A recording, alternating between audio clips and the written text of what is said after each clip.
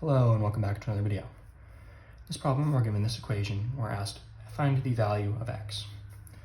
So writing this out right here, we have 7/9 x, which we can write as 7x over 9, minus 4/9 x, we can write as 4x over 9, and this is equal to 1/4 plus 5/12. So when we're adding these two numbers, we want to get them with the same denominator, right? So we want to get this to have a denominator of 12, 1/4.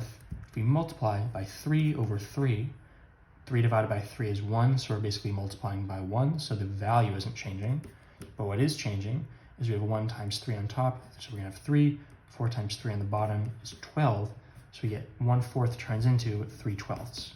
And again, this is the same value because we're just multiplying by 1, but now, on both sides, we have the same denominator, so you can add their numerators. And I guess in this case we're subtracting.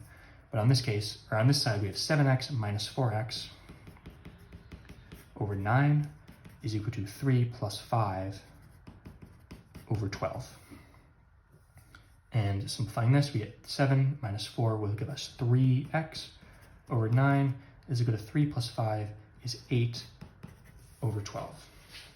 Now we can just cross multiply.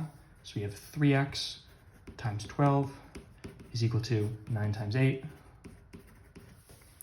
3 times 12 is 36. X is equal to 9 times 8 is 72. Getting x alone, dividing both sides by 36, we get x is equal to 72 divided by 36, which is equal to 2. So the value of x, final answer, is going to be 2.